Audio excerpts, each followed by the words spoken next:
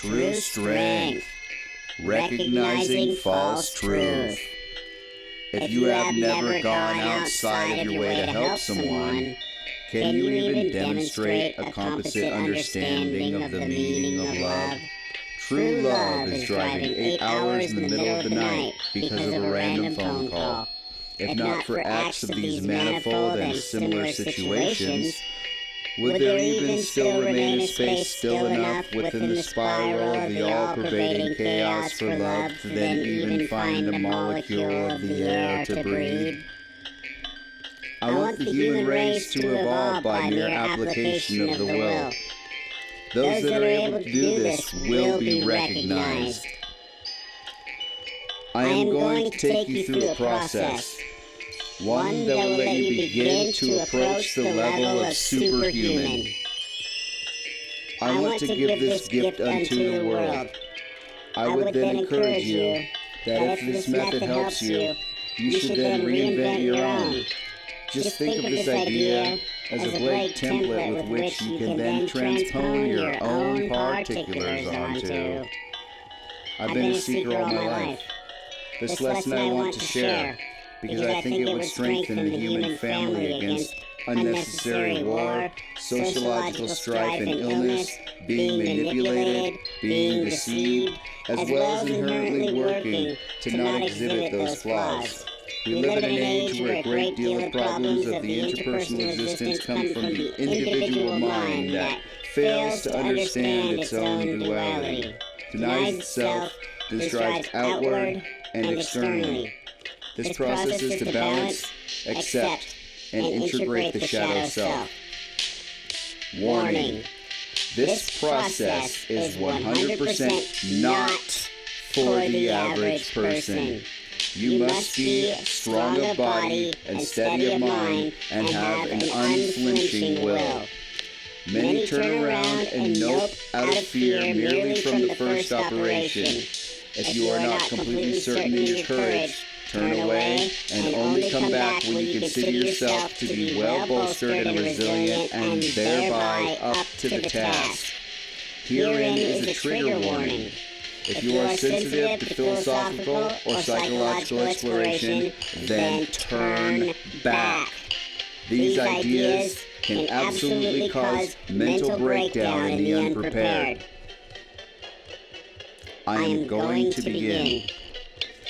This first step is intended to speak more to the most together and sharp who in either their profession or endeavors carry an assumption that causes them to feel semi-immune to social responsibility. Those that already pay the bills, own the house, that sort of thing. However, having more than your neighbor does not entitle you to lord over his land.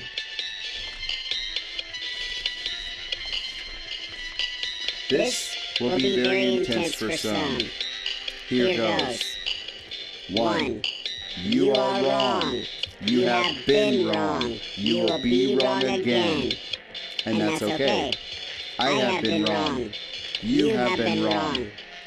You can set it down. 2. You are a bad person. You have done bad things. You have hurt people. You have let people down. You have failed yourself, and you have failed others. So have I. 3.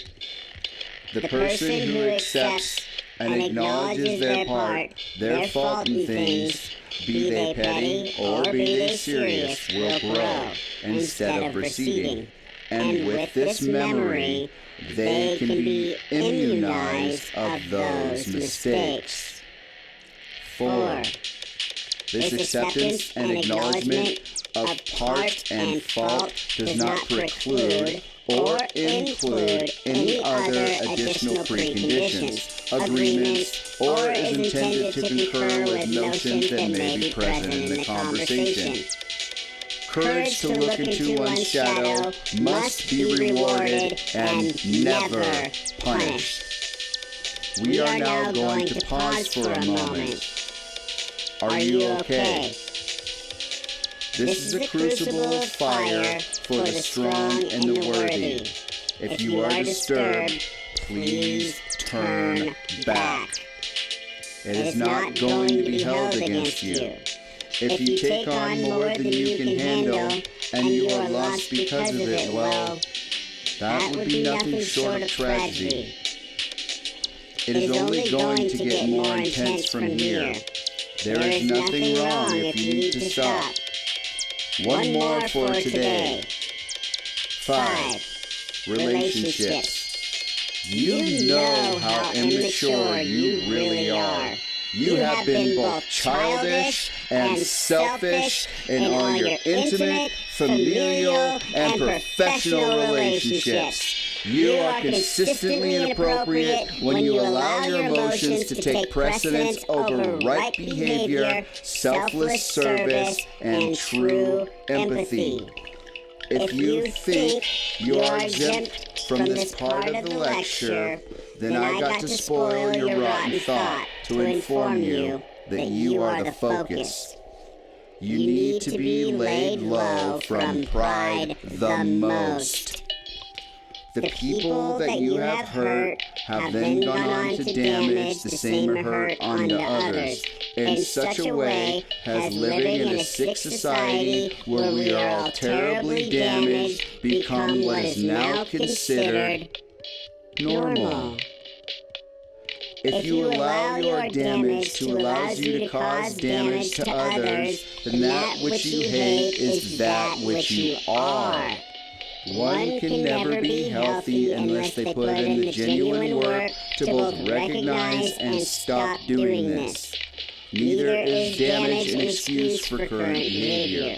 If you cannot act in a way that does not displease others with which you must share your environment, then you must find a new environment. You cannot verbally, psychologically, or physically abuse others to alter the environment. Trying only results in the graduating destruction of the individual. Generally, the more malleable we can be, the more freedom we have to move around our environment. That is not to say that it is always good just to bend to the collective will. Quite the contrary. No person on this plane of existence is anywhere close to perfect. But to deny the reality of the self is to have a distorted view of the world, let alone a lofty concept like truth. Most are literally not strong enough to withstand the radiant fury of undefiled wisdom.